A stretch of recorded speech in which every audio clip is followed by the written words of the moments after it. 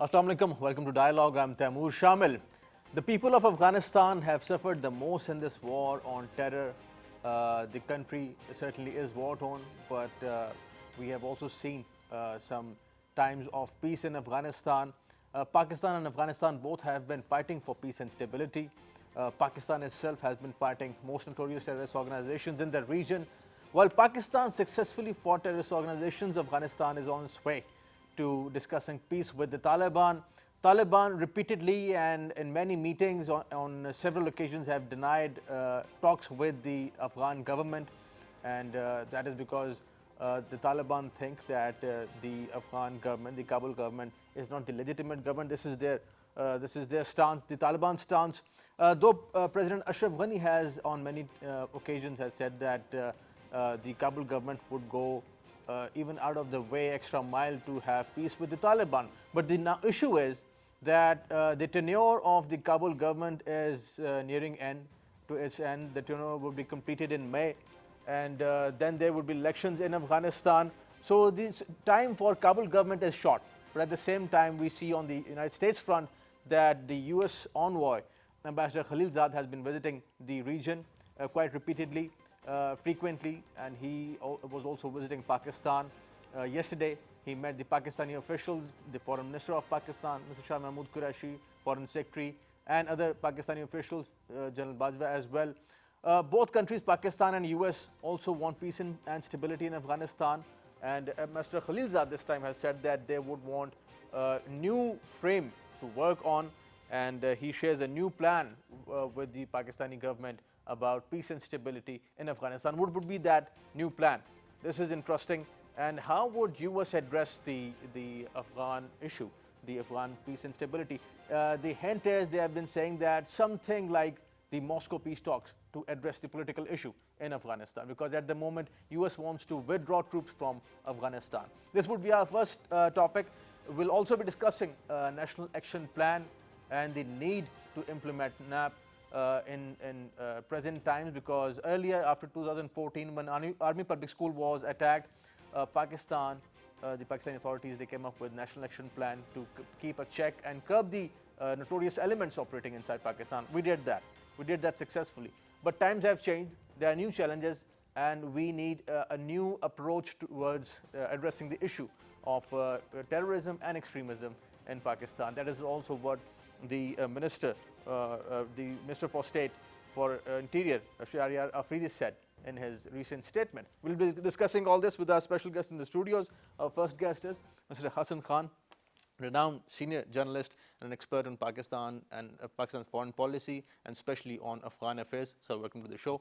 The second guest is Professor Dr. Amina Mehmood. She is a renowned senior academic and also an expert on Pakistan's foreign policy and international relations. Welcome to the program, Dr. Amina. Mr. Hassan, starting with Mr. Khalilzad, the American envoy, his visit to Pakistan, he has said that the reports are that he has said that they would like to work something similar to the Moscow peace talks, but because the perception generally is that US is addressing the issue of withdrawal of US troops from Afghanistan, and Moscow, parallel to that, is addressing the political issue, which is basically the real issue of Afghanistan. That's what many experts think. What do you think? What is your point? Look, Taimur, I think this time the Mr. Khalilzad visit is it's a bit different from his earlier visit. You definitely have read that before embarking on Pakistan-Afghanistan visit, he has a lot of interaction with the representative from the EU, with the Chinese foreign officials, including he has a meeting with the Zamir Kabulov the Russian foreign minister in Turkey. And previously the focus was Taliban-US talking and the possible agreements. So the talks were between Taliban and the US. The rest of the world was almost excluded from it in a way. But this time you see when Khalilzad was in Afghanistan, so he was not only restricted to Kabul or to the capital. He visited the other centers, like he visited Kandahar and the other places. And he also interacted with the youth and with the women and with a diaspora of Afghan in Afghanistan also. So when he is in Pakistan, so this time the agenda is not that much focused on Afghanistan, on Taliban-US talks, but this time the Afghan talks. How? Because that is the next phase. Intra-Afghan. Sorry. So the intra-Afghan talk. So there is a problem in the intra-Afghan talks because as you mentioned, the Moscow format. In Moscow, there were almost 40 Afghan leaders of different shades and colors, like religious leaders, political leaders, but mostly they were in opposition to the current regime of Dr. Ashraf Ghani. So the government was not there. The government representative were not there. So this time he is trying to sell this idea that how Afghan Taliban will sit with the Afghan, because Afghan Taliban are still, they have this, I will not use the word stubborn, but they are stuck to this ground that they are not going to talk to the Ashraf Ghani government because they believe it is a puppet regime. And also, do you think that because they're just about to finish their tenure, yes, that's why that also gives them very less credibility now? 21st of May, the Ashraf Ghani tenure will, it will end. So definitely there is a demand for interim government within Afghanistan, that because Dr. Ashraf Ghani after that, but the Afghan constitution, the problem is the Afghan constitution is silent over the interim. What type of interim government will be there? So this now, Zalmay Khalilzad is now trying to cobble up together something like a representative body of Afghans, including the opposition, including the government, including the religious leaders, including the women representatives, including the youth representatives. So then they go and talk to the Taliban. So the next is in, I think previously it was planned in mid-April that there will be another Moscow type of interaction between the Taliban and the Afghan leader in Doha. But you know, there is also a consultative jirga being called by the government in Kabul, consultative lawyer jirga. So Dr. Ashraf Ghani and his team is convincing the opposition that you have to wait till the jirga is held and the jirga says something, they get some certain direction from the jirga. Right. But here is the problem then. The opposition say no, that is another process, this consultative jirga, and better we continue the Moscow one. So the problems are there. And this now Khalilzad, instead of pursuing his old project, now he is pursuing a new project. Sir. Right. This is interesting that what is the opposition thinking at the moment? That if they would like to continue with the Moscow peace talks, because they have been getting, Dr. Amina, a pretty good response from the Moscow side. Qatar has been solely focused, the Qatar talks have been solely focusing on the withdrawal of US troops. But this situation overall, are you optimistic about the peace deal, let's say, anytime soon? Because as we are discussing, the government is going to finish, complete their tenure in May, on 21st of May. And then what would happen? Because the Taliban, why would they talk to the government when they know that next month is their end of their tenure? I think that this move from US is in connection with that there should be some intra-Afghan group solution.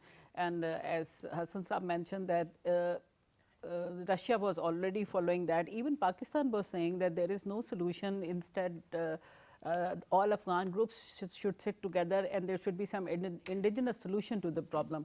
But US was not convinced, and as they were following the old policy that they were dealing Taliban directly and in isolation with all other groups, you know, if there would be peace between US and Taliban, between government, Afghan government and Taliban, there are other groups, you know, Islamic State and number of others.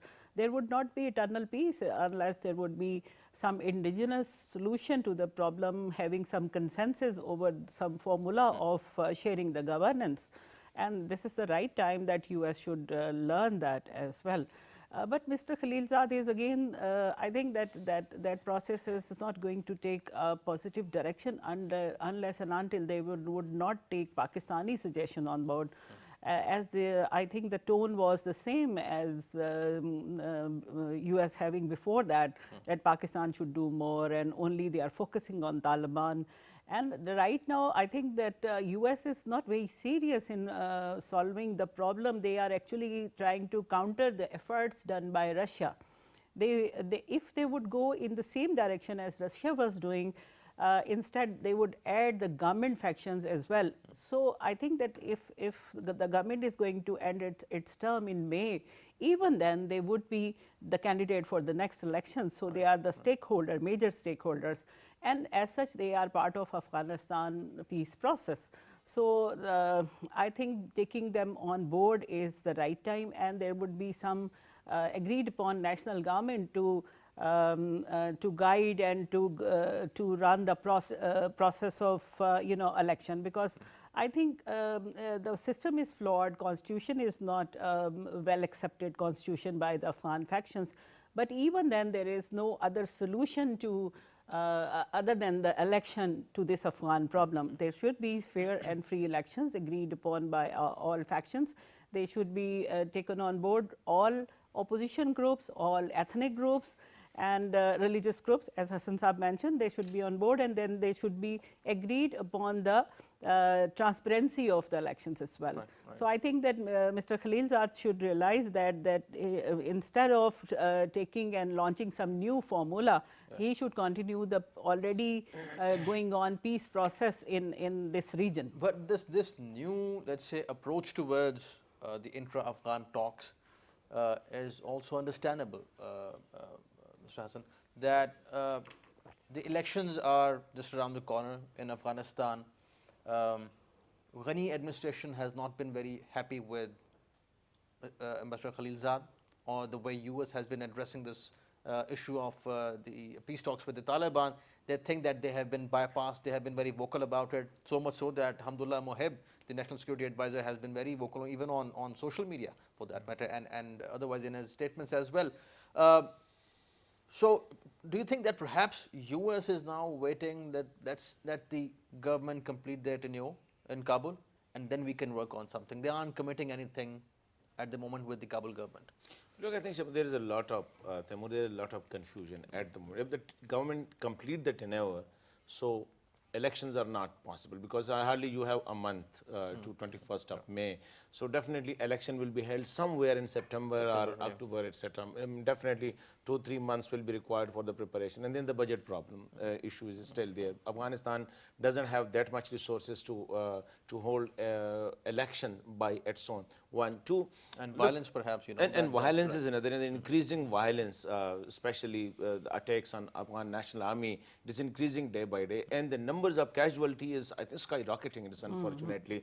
So that is an issue. Budget is an issue, and security is an issue. And the third most important thing is, look, at the moment, Ashraf Ghani has been isolated. He is doubly isolated. The way, as you mentioned, he has not a good relation with the US at the moment, because US has straight away that we are not going to talk or to be in a meeting where Alhamdulillah Mohib, the National Security Advisor. So Ashraf Ghani has been isolated internationally. He is not having good relations, the worst of relation with Pakistan at the moment. I will not say the good, but the worst of relation with Pakistan at the moment Ashraf Ghani has. 1, 2, he is not on good terms with the US, and it's very unfortunate that every time the Afghan president reached at the end of the tenure, so this also happened with President Karzai. When he was reaching at the end of his tenure, we were having a very bad relation with the US.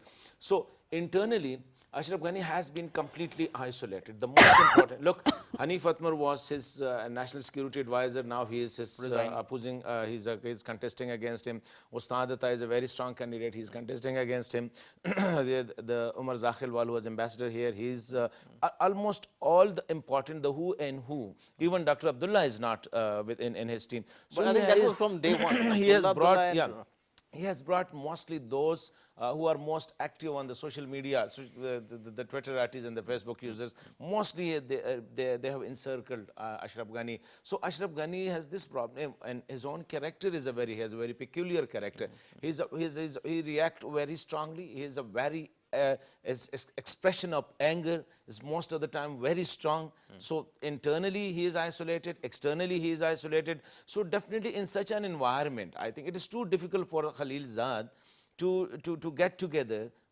Yesterday you might have seen the interview of former President Karzai, where when he was asked about the election, So he said that elections are not important, peace is important for Afghanistan. And he said that even if Dr. Ghani is not willing and he advised Dr. Ashraf Ghani that this is not the time to be hard and to be stubborn vis-a-vis approaching the Taliban peace. generally, So I think internally, so the same is for Hanif Atmar and the other important leaders. So Ashraf Ghani's problem is he is completely isolated. Internationally, especially as per Pakistan and the US, and both countries are very much important for the Afghan peace talks.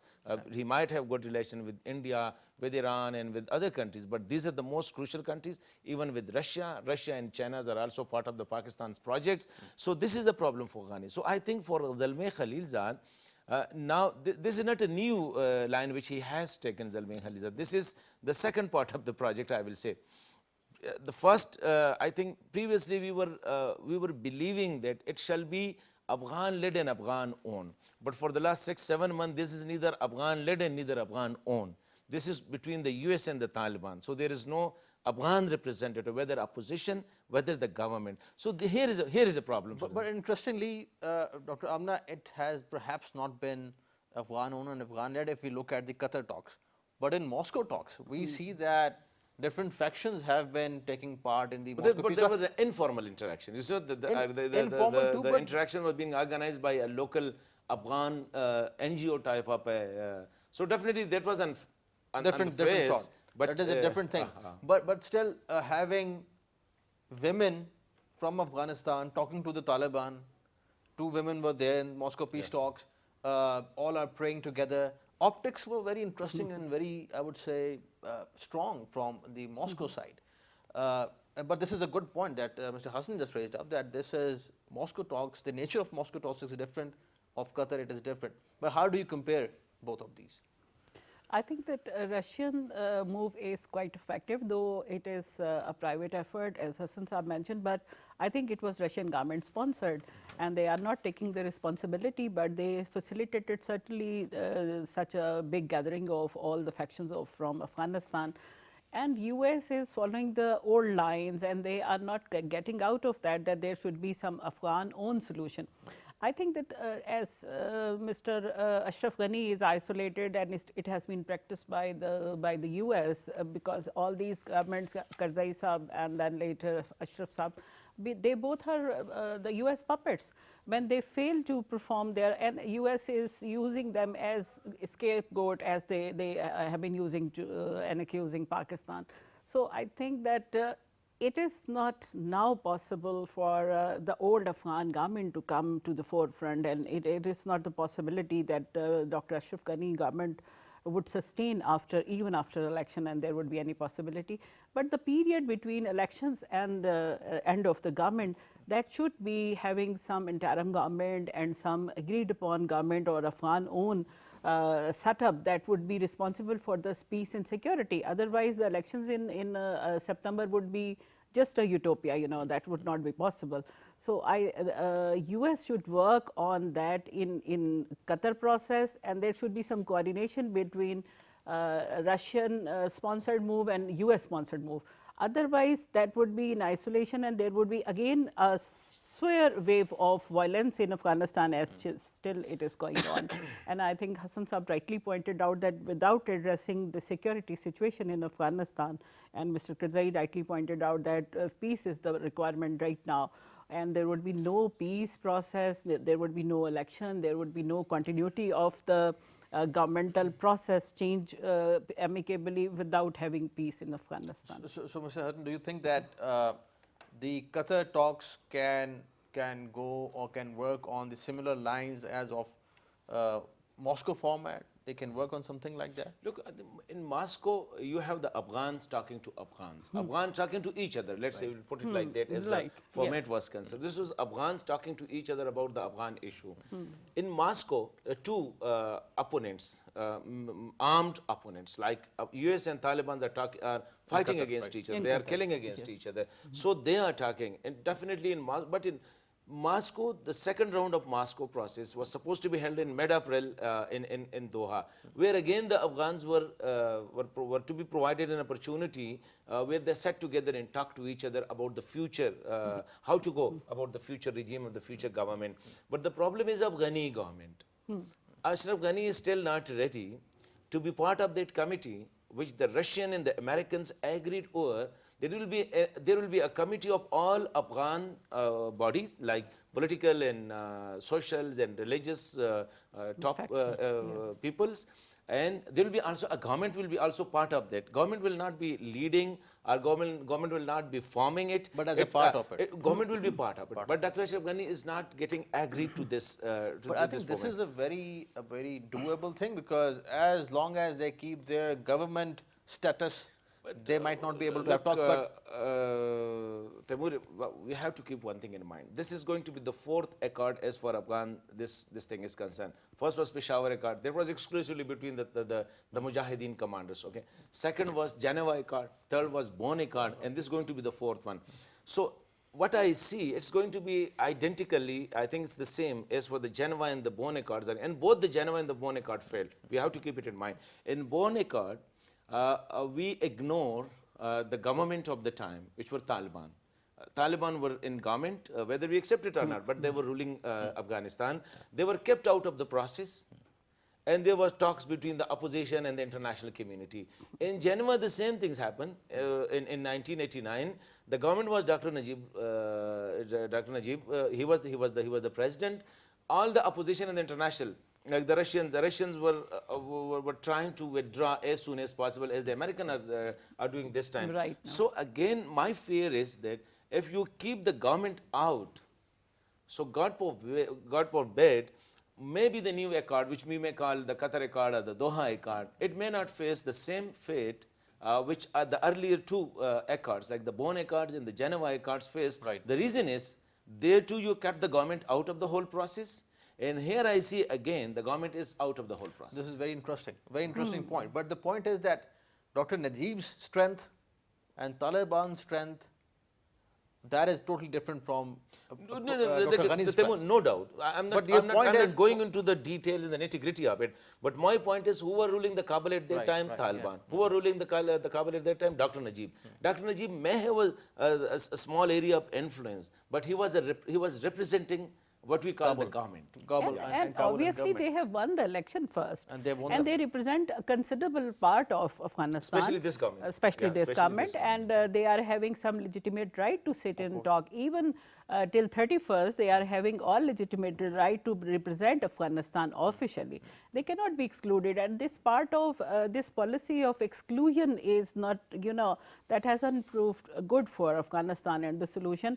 And now America should follow the politics of pluralism, inclusiveness, as they have been following in the rest of the world. But this is interesting, and I'll come back to you on this question, that inclusiveness is what is needed.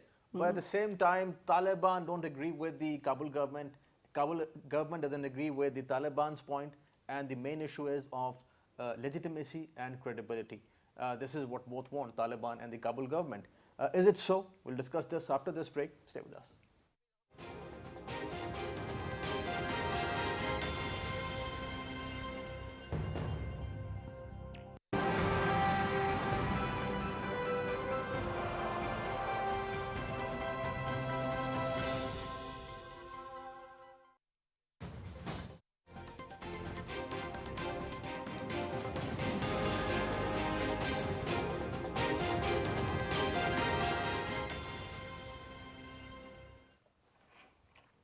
Welcome back. We are discussing peace and stability in Afghanistan. The American envoy, Ambassador Khalilzad, was visiting Pakistan, and here he met all the senior officials of Pakistan, discussing the intra-Afghan talks.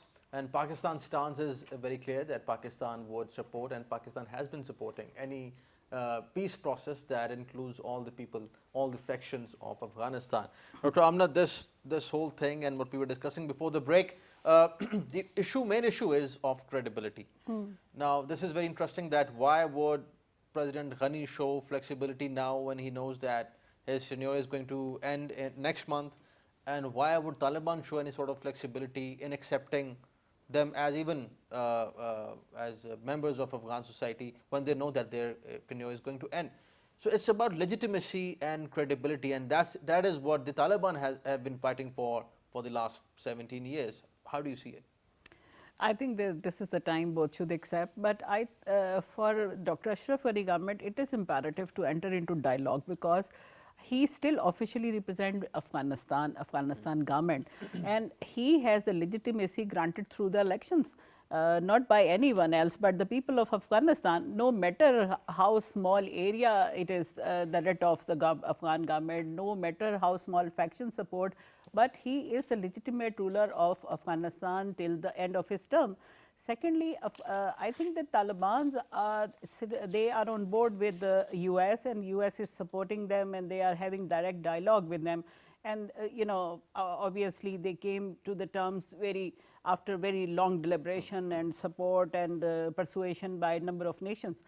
But right now, I think they are considering themselves the only legitimate decision maker as far as Afghanistan is concerned, and US is supporting that stance. Both should realize that the decision matters for the whole Afghanistan. Right. And Taliban, when they were in power, they were having only a limited writ in Afghanistan, not very much more than the Afghan government is having right now. Right. So they should take Afghan government as a group representative of Afghanistan, if not the ultimate ruler. And even after the end of the term, Dr. Ashraf Ghani remained a political group in Afghanistan. He is leading a considerable number. So I think that without him, there would be no solution. Flexibility is some compulsion to Dr. Ashraf Ghani, because he has to remain in politics and survive there after end of the term, and he has to enter into the next election. He will lose all legitimacy and all popularity in Afghanistan if he would not be flexible. And on the same time, Taliban is having that compulsion to accept, because there would be no solution without taking all Afghan factions on board, including the Afghan government. Mr. Hassan, do you think that Taliban, they have changed, and over the years, if let's say we are talking about peace and stability now in Afghanistan, is the mindset in Taliban the same which it was before 2001 or 2000? Has it changed, or the way women were interacting with them in Moscow? What is the scenario? What is the mindset at the moment of the Taliban? Look, Taimur, if we compare 1992 or 96 when the Taliban took over, and now 2019 and 2020 when God willing they reach an agreement and they enter Kabul, there's a hell of difference between them. Those Afghanistan in 90s was totally devastated, and there were internal fighting. Even there were control over villages. Even the provinces were not in control of one person at the government. So the Mujahideen government, they were the prime minister, Gulbuddin Hekmatyar, and the defense minister, their forces were fighting against each other. And then the other ethnic faction and sectarian faction, they were all fighting going on. During this time, Taliban enters the field, and they steamroll and they enter Kabul and they took control of it. So Taliban were different people. They were not aware what to do next. They were just given the charge of the government. So now you have to run the hospital, you have to run the education, you have to do the security things. So they were not ready for that situation at all. And most of the Taliban fighters, they were in charge of the things. It means that they were not having the workforce, they were not having the right men for the right job. They just started their journey from their villages, and they overrun the city, and then they take charge of the city. So that was a different situation. This time, Taliban have been fighting for their lunch, what we call it, 17 years for almost 17 years. They are using different tactics of war, like they are using propaganda, they are using social media, they are using the rest of the general media, etc. They are interacting with the international community, they are interacting with the local leadership. So definitely, their attitude, which was previously a hardened, I'm not saying that village mentality is something, but at least they were not having that exposure to the international modern way community, of government, modern way of governance. So definitely this time they are different people. Look, for the last year or more than that, they are interacting with the US, they are visiting Chinese, they are visiting Germans, they are visiting international capitals. And they're also looking at how the Kabul government is running and they are also affairs. maintaining the fighting inside Afghanistan. So definitely the Taliban are not going to be the Taliban of 90s.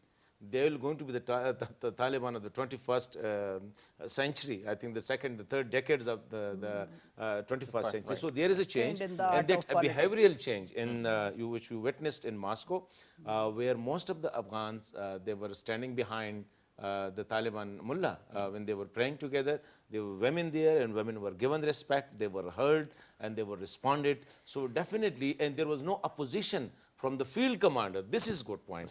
Even definitely those who are negotiating at the moment, they are highly qualified. Like Stanakze, he has been trained in Dehradun Military Academy, India. He's not an ordinary person. I've read reports that perhaps he holds a master's degree in political science. Yeah, he's a highly qualified person. But the interesting part is that those Taliban fighters who are back inside Afghanistan, in the deep valleys of Afghanistan, they have not complained or they have not objected over their leadership meeting with the women. So that is the positive. That is a positive sign, and let's hope for the best for what happens in Afghanistan. Dr. Amina, national election plan is certainly something very important, and this is what we have been working on earlier.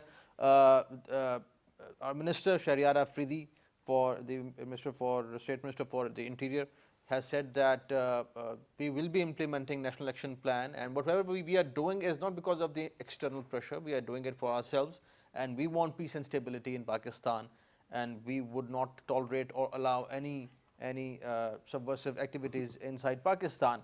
Where do you see how do you see the performance of NAP, National Action Plan, at the moment? I think that the only solution to internal problem is National Action Program, and it is very positive in a sense that all the political parties are agreed upon, and the Parliament is on the support of that. And you know that what US is demanding, that is the only reply is the effective implementation of National Action Program. So there is no second opinion about that. That National Action Program. US is asking for doing more to primarily on to FATF and other things that exactly, and addressing the terrorist group with inside Pakistan. And it is very right. This statement, I agree with that. That is for Pakistan, and that is for long-term peace in Afghanistan, addressing the internal issues. But I would stress that the major part, that is the reforming the education system and that inculcating the basic values, Islamic values through education system, faith harmony, intra-religious harmony, that would be I think that would be the preference of the government. As they previously mentioned, universities are working on that. Interfaith harmony, Paigam-e-Pakistan program is going on, and that is sponsored by all the official and non-official factions of Pakistan, religious political parties, religious factions, religious groups from different school of thought. They all are working along with the education institution from the grassroots level, both mainstream education system and madrasa groups as well.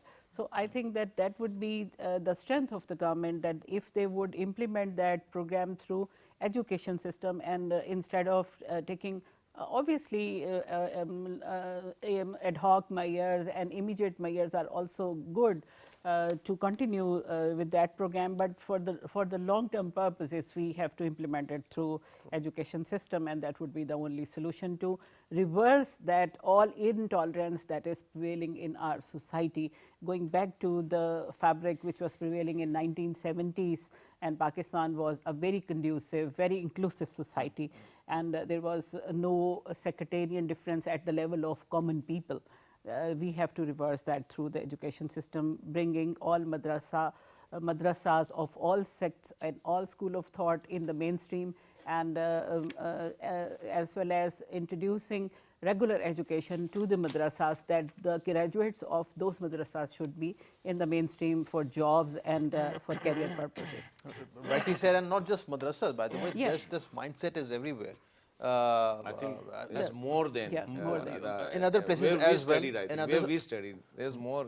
In other places as well, and we have to get rid of the mindset. We got successfully. We have been fighting, Mr. Hassan, most notorious terrorist organizations and individuals in Pakistan. We remember what was going on just 6 years back, 5-6 years back, and that was terrible. But the way we have fought them is also commendable. Some people are of the view that take action against him or this and that. Is it that easy for the government? Should we give government some time? Because handling these people is at times very tricky. How should government go about it? Look, I think these things may be good symbolically, like good for optics that Mr. So and so have been nabbed or arrested, etc. But I think in the longer run, what we have to do, we have done that in the past also. This is not you picked one or two, Tom, Dick, Harry, or Amar, Bakar, Zaid, etc. This is not the story of it. As Dr. Sahiba has pointed it out, you have to hit the very core of it, and that is the narrative, and that is the education, and that is the upbringing. Unfortunately, on that front, the results are not that much good. Kinetically, we perform very well, as you said, that we control their network and we dismantle their centers, etc. Now, with the good thing is that we are not observing those type of which were 2-3 years back or 5-6 years back, but still we have to do all of this. Right at the moment, the blessing in disguise is the international pressure. Unfortunately, if the international pressures were not there, so this Afridi, we have heard him on social media, wherever his comment as a responsible government minister, he should have avoided saying such things which we had said earlier. But this statement of him is very positive. I think we should take this. This is on the record statement. The other one was not on the record. So I think right at the moment, the government challenge is like, look, we haven't registered so far our madrasas. One, we haven't done so far. I think Dr. Sahaba will be well aware of that. I'm not. As per the curriculum is concerned, I don't know whether we have done many anything of them, but not all. Many of them. Yeah, I'm talking of the national curriculum, like the curriculum where we studied in the 80s and in the 90s, and still that is prevailing. Where what were the perception about the minority, what were the perception about the women, and etc. So I think our entire curriculum was based on what we call it, the religious perceptions, whether it is related to the minority, whether it is related to the women, etc. Hatred. I think it is not on the positive side of it. So one is that. And I think the other most important thing is politically. So far, kinetically, yes, things are being done. One must, I think, show political will that yes, we are doing it. So once the political will is exhibited, I think, then the people will accept that. But so far, I don't see. Yes, there are statements, and maybe we have to believe in them if they say that we are going to take action against them. But I think so far, if madrasa reforms, educations, a national curriculum. I'm not talking of the one curriculum. I'm talking even if KP has a curriculum, there must be certain observations. Like the KP previous government, they tried their best to include certain thing in the curriculum, but due to the dominant religious conservative narrative, they failed to do that. That prevails at every level. They prevail even in university curriculum, we have to go. But there's just some elements, obviously not all even in any university. change you do, you have to take care for the religious conservatives. I think this is what I was saying. I think that religion should not be a dividing force. Yes. We can highlight all the basic, the assumptions and basic beliefs of the religion. All the religion believe in morality, respect for humanity, human rights, and then equal opportunity society and everything. That should be, I think, highlighted in our curriculum in all respects, in all subjects, at all levels. Right. Thank you. Look at the response of Jacinda, the New Zealand foreign minister, New Zealand and that prime minister, the way she responded, I think this is what we have to exhibit. We were having two minority girls. There was an issue of the 2 minority girls in Pakistan.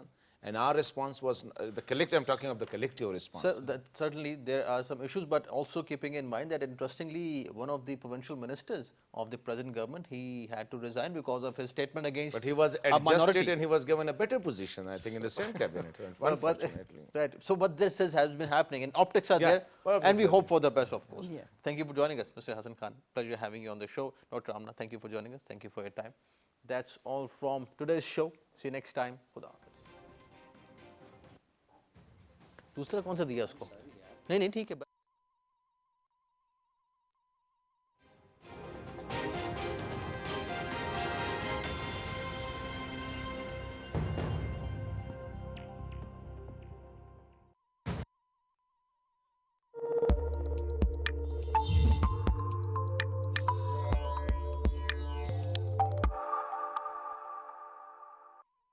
gestures. On one hand, you asked us to initiate this peace process, and on the other hand, you are squeezing us economically, and you are supporting India and telling them to use your second strike and stuff like that. So squeezing Pakistan and coming into Afghanistan and not being very clear about withdrawing strategy. I mean, for America, it should be just ours decision how to make it and when to make it, just like they rubbed off Iran nuclear deal. They can just pull off the troops right away. So there are hindrances. Sir rightly mentioned the Indian lobby being played and successfully being played in Afghanistan. Mindful of this, that Ashraf Ghani government has been hurting Pakistan from last many years. So we cannot go along well with the Ashraf Ghani government as well. So I don't think there would be a drastic change in any strategy coming to 4 to 5 months. Good, but do you have a point? I think it's April and May traditionally, even the last 20 years, has been spring offensive time by the Taliban. And Taliban have not heard America on this. They are not listening to even to Pakistan. They are not ceasing their activities. So if they go ahead with the spring offensive during this period that your question is, I'm seeing a lot of disturbed period in Afghanistan. And if the interim government is not formed, the elections are not announced, we may see a very bloody phase out there. Gentlemen, thank you for joining us. Thank you for your time. Mr. Taimur, a pleasure having you on the show. Bulgaria, but thank you for your time. Thank you for joining us. Mr. Shiraz, a pleasure having you on the show. Thank you for joining us. There are many aspects and there are many dimensions when you talk about Afghanistan. But most importantly, having a strong political setup, having a democratic setup in Afghanistan is very important. And this is also what Pakistan's stance is, that Pakistan supports any process that involves all the people of Afghanistan. And the people of Afghanistan alone can decide for their own fate. And no peace deal should be imposed on Afghanistan. Things grow gradually, step by step, and we hope that peace prevails in Afghanistan. Thank you for watching today's show. See you next time. Khuda.